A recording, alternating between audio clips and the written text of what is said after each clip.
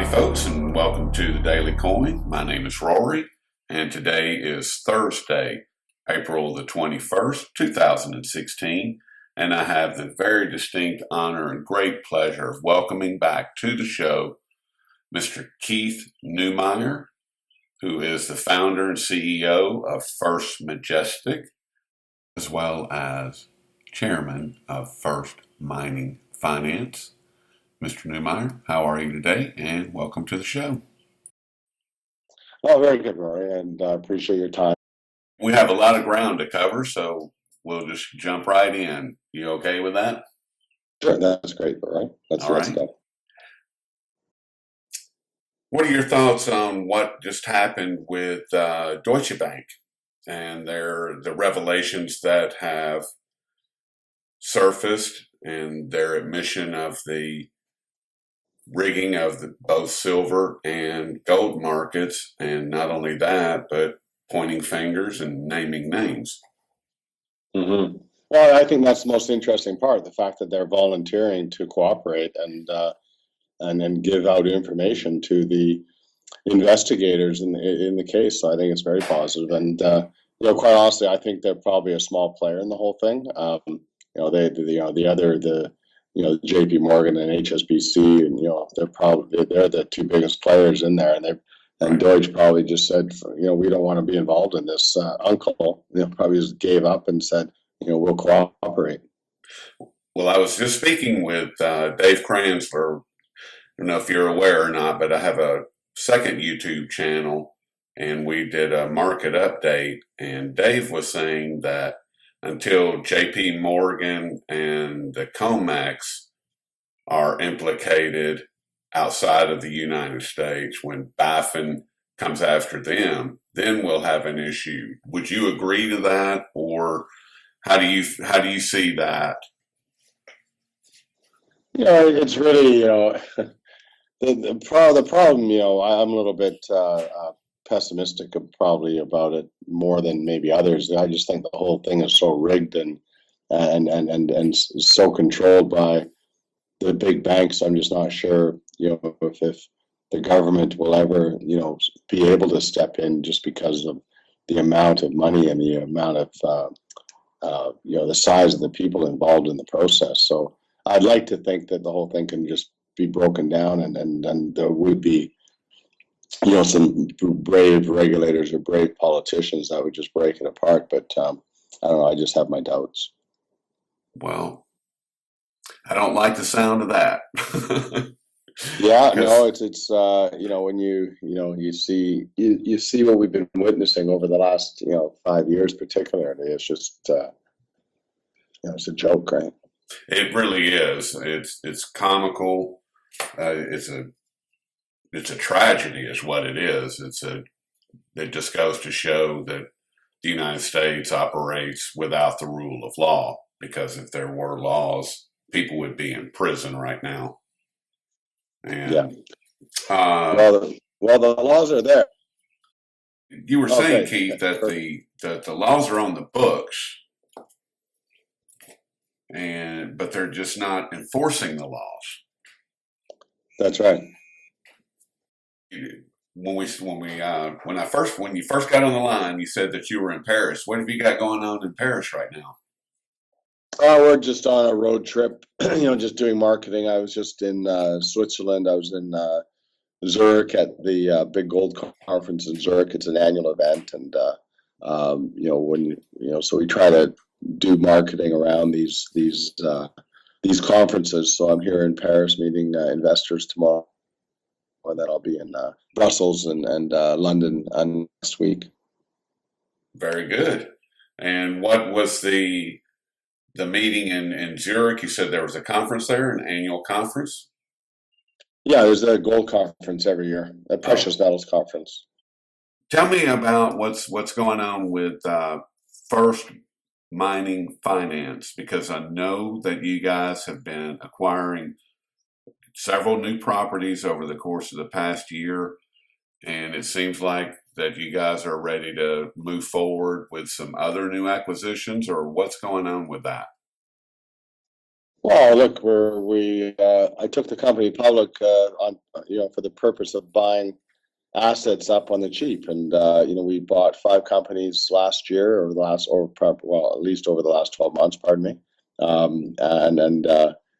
been extremely aggressive, buying assets, and we'll continue to do that. And with gold acting the way it is, and the market improving the way it has over the last month, the opportunities are getting harder to do because prices are going up. Whether this is going to continue through the summer, I don't know, but we continually are looking at other assets to purchase. And it seems like gold and silver both have been enjoying some very green days for, like you said, the past month. And how do you see this playing out? You said you hope that it continues through the summer. And when you and I last spoke, you were saying triple digit silver. Do you still see that at this point? And do you see the 1850 on silver that being breached here in the very near future, or what are the markets telling you? Well, short term, it's always very difficult to guess what the market's doing. The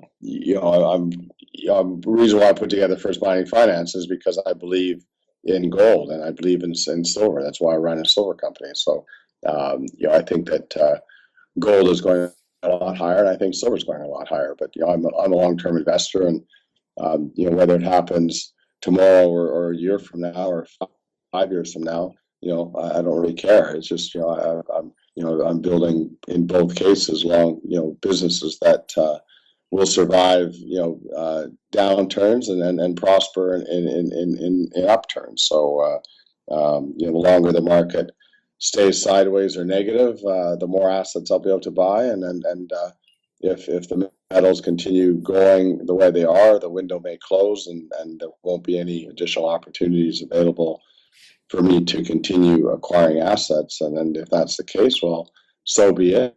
That just means the companies are going to do very well as a result of higher metal prices. Exactly. I have to tell you, you are one of the people that I hold in the highest of regard because of your willingness to speak out against the criminal COMEX and what they're doing. And it's a true honor to speak with you. I mean that sincerely. And I will take this anytime. I appreciate those comments, Rory, and it's been a very frustrating period over the last 5 years, and our shareholders have been very frustrated as well. And there's so I've been speaking on obviously their behalf and the company's behalf, and my personal behalf, because obviously I'm affected negatively directly by what's going on, as equally as all our shareholders. And if I could do a little bit to try to help, I will, and I'll continue to do that. It's just frustrating to me that more people don't speak out. It really is. It's, as a retail investor myself, it's very frustrating to know and understand what's going on, and there are only one or two voices out there in the entire spectrum that are willing to step up and say, hey, this is not, something's wrong here. And it appears to be criminal in nature. And why don't you guys come join me, and we'll hold out a little bit of our product and try to force the hand of these criminals. And for nobody to step up and to join you in that crusade it's very disheartening.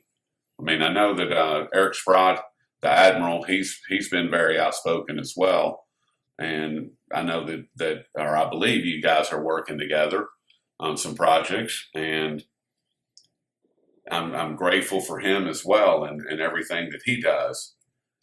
Do you think? I know you said that you were kind of pessimistic about it, but do you think that we'll ever see a break in the situation? Well, I think that look, I'm a true believer in the markets. I think that markets go through periods of time where they're imperfect, but they do perfect themselves over time. And then what I mean by that is eventually supply demand will take over, particularly in the silver space where it's such a tight market. And I've said it in a couple of interviews in the last week, because I'm quite surprised it actually happened. We were contacted by electronics manufacturing company, a big manufacturer of televisions and cell phones and so on, looking for silver supply. And in the 13-year history of First Majestic, I've never been contacted directly by electronics manufacturer for supply of silver. So that's telling me that there's something different going on in the marketplace, so I'm not exactly sure what it is, but we have seen in 2015 lower metal production, right across the board on a global basis. We've seen lower zinc, lower lead, lower silver, lower gold production year over year, as a result of price. And silver is a lot rarer than most people actually think it is. And we're currently trading at about 75 to 1 thereabouts, and the mining ratio right now is 10 to 1. So for every 1 ounce of gold, we're mining 10 ounces of silver. So that tells you that silver is way rarer than the market actually understands. So I'm very bullish on silver, and of course I'm very bullish on gold as well. But I think that as gold goes higher over the next couple of years, the ratio is going to collapse. So silver will, on a percentage basis, far out perform gold, and that's why I think that we will see ultimately triple-digit silver. And do you see historically when the market gets out of balance, as the gold and silver market are right now, like you said, the gold silver ratio is currently right around 75 to 1, but in nature it's about 10 to 1. And do you see, as this thing begins to unfold, do you think that it has the opportunity to overshoot the way that it has in the past, as far as that gold silver ratio? I do. All markets overshoot. So as it's almost crazy to even think of par gold silver, but on a 1-to-1 basis. But Ted Butler believes that we could see silver at par, and on a 1-to-1 to gold. Personally, I think it's probably not going to happen. But whether we get, we're at 75 now. Gold stays the same at let's say 1,300. 10 to 1 or silver. If we see $3,000 gold, and which I think we'll see, likely even higher prices than that, then you're talking 10 to 1, $300 silver, and so the numbers can get pretty crazy, and when you're trading at $17 silver, to even think about numbers like that, it's almost impossible to even comprehend. But I think that silver will surprise us, and it will perform extremely well over the next 3 to 5 years. I would tend to agree with everything you just said. You said that an electronics company had approached you about purchasing silver directly. Mm-hmm. And I've read over the course of the past 6 months where some of these electronics companies have actually been purchasing silver mines. Do you see that trend continuing? And if so, would you see First Majestic moving in that direction? First Majestic moving in what direction? In the direction of of an electronics company acquiring the mine itself. The company. Yes, sir. Yeah, it's we're a pretty big company, and I think that it's more likely that someone's going to buy First Mining Finance, because you've got quite a large portfolio of development projects that have will be one day, could potentially, give a major mining company over 20 years stream of gold production. So, that's pretty attractive. And Yeah. for first Majestic, it's an operating company. It's a lot harder to buy it because it's very broadly held, and because of its pure size, there's very few players out there that could probably gobble it up, right? Right. Well, I've been asking this question for well over 3 years, Keith, and with the current global demand for silver and gold, and mining companies, as you are well aware, have been under a lot of stress and strain. And I can't figure out where all of the silver in particular has been coming from to feed the market. And I certainly don't see it, the levels that we currently have. I see those levels diminishing in particular this year and into 2017, unless something changes. I mean, or do you think that I'm just whistling Dixie over here? No, look, we've been in a deficit on silver for 30 years now, and the silver's coming from somewhere. It's coming from there's some recycling. About 150 million ounces a year gets recycled.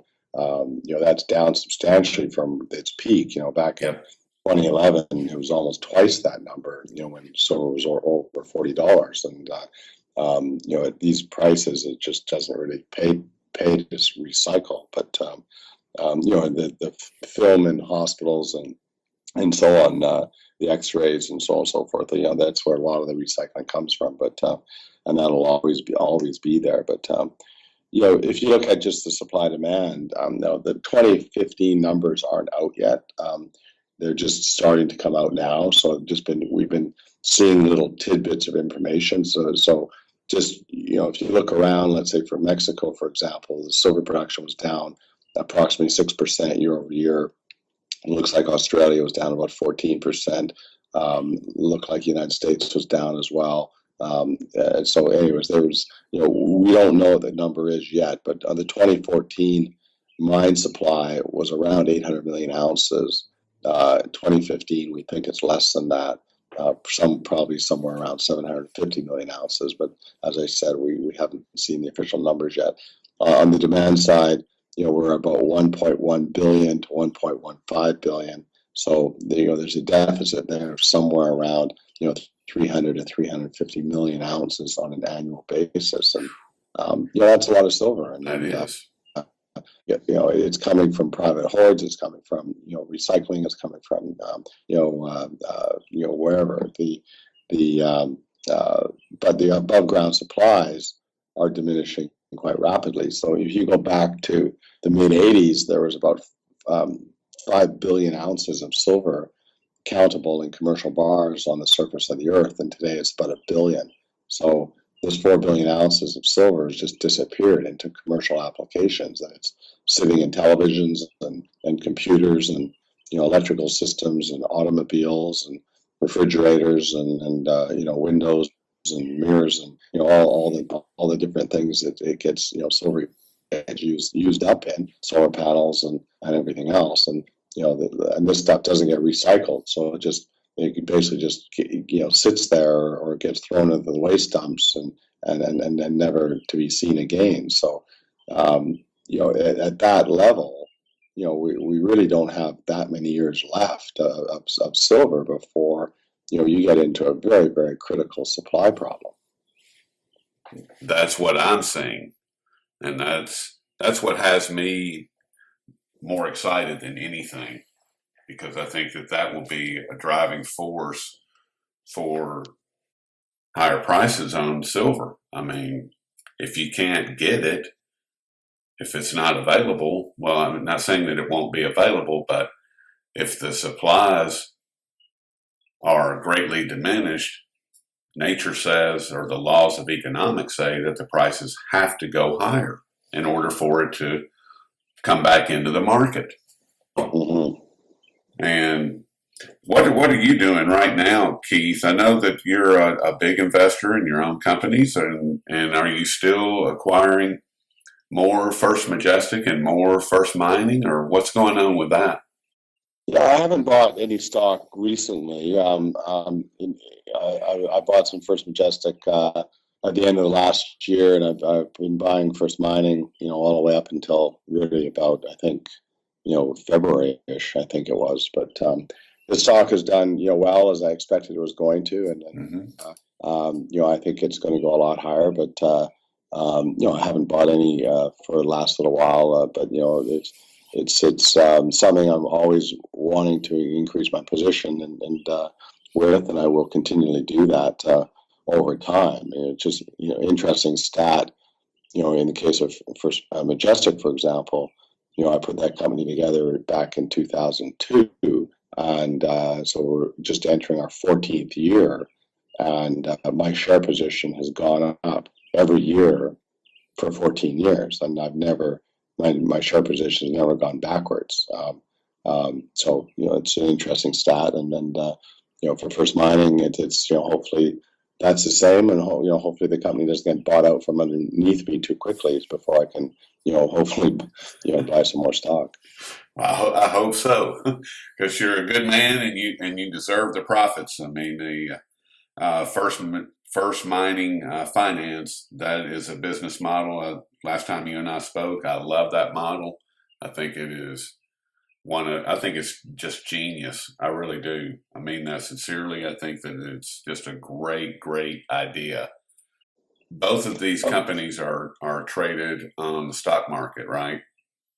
yeah, and then just to interesting comment. These in the case of First Mining Finance, these assets are worth more in one company than in separate companies.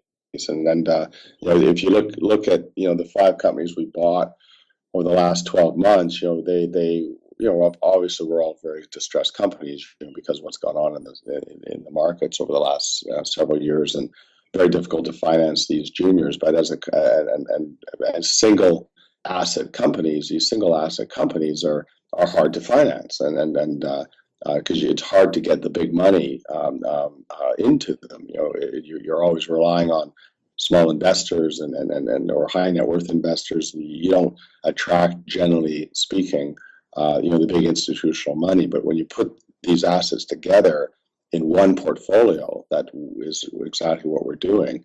You attract a whole type of different type of investor. You attract the big money because they want size. They want to invest in a broad based asset or company with multiple assets. And because they perceive it as safer investment and so on and so forth. So that was the core root of the plan, and we hope to continually build on the current asset base if the market allows us to do that.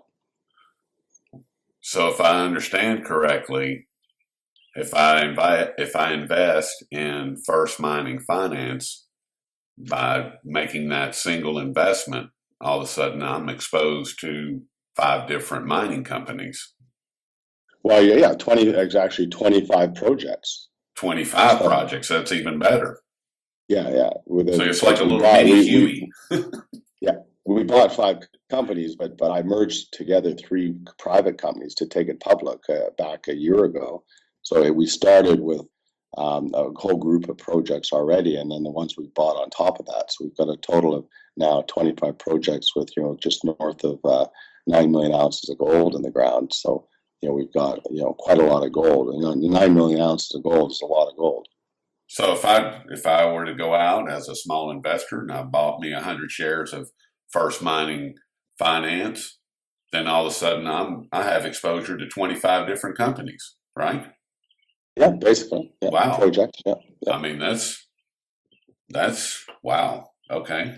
No, it's great for the institutional investor, and because as I said to my earlier point, the for them to invest in one company with one asset, the risks are much higher because Yeah. everything's reliant on one project, and with First Majestic Silver, we have six producing mines. We're the second largest silver producer in Mexico. So if one of those mines has a problem, it's not going to destroy the company. We have time to fix the problem, and we can still do okay. And in the case of First Mining Finance, you're getting 25 different projects, and then and they're all of different levels of advancement. Some are very advanced, and some are less advanced. But that's what makes an interesting portfolio. That would certainly make for a great portfolio. Making 2 investments, all of a sudden I'm exposed to well over 30 projects. Man, I love it. Well, and a good management team on top of that, I have to add. Well, you have a great management team. Otherwise, you wouldn't have $2 billion companies under your belt. So somebody's doing something right over there. Yeah, well, we work hard, that's for sure. I know you do. And I know you're going to surround yourself with good people. And as I've told you before, I've spoken with Patrick Donnelly over at First Mining Finance. Love him. He's a great guy. And Derek Iwanaka, spoke with him. Another true asset to your projects. So you've surrounded yourself with some really good people, which is key. Yeah, we've got a very good technical group as well that do all the work on ripping these projects apart and then making sure we're buying good quality assets, and we don't want to be buying moose pasture or assets that I call late cycle or low grade assets that require 2,000 on gold or something like that to ever become economic. These are good assets that I call early cycle assets that would be financeable, when this market changes, which it looks like it is changing now with what's happening in the mining sector. So these are projects that in our view will become mines in the future. And we're going to need them. So hopefully they will become mines, because, like I said, we're going to need them. But Keith, I certainly appreciate all your time this morning. And we've been speaking with Mr. Keith Neumeyer, who is the CEO and founder of First Majestic Silver, as well as First Mining Finance. And Keith, have yourself a wonderful morning, and I hope we can do this again in the not too distant future. Right. Oh, thanks, Rory. And just, I'm not sure if the trading symbols are appropriate, but sure. First Majestic trades under the symbol AG on the NYSE. Great symbol for a silver company, obviously. and then First Mining Finance is FFMGF, I believe it is, on the OTC bulletin board, or OTCQX, I believe it's called, or OTCQB, and also trades in Canada under the symbol FF. And obviously the websites are there for people to look at and get information. And also, if people care to follow me on Twitter, they're welcome to do that as well. It's just at Keith_Neumeyer. I don't send out a lot of tweets, but I try to send out the odd thing here and there, and you're welcome to follow me if you wish. Well, all right, and I will have all of that information in the description just below this video, so you can click on that and find out everything that you need to know about what's going on and how to get involved.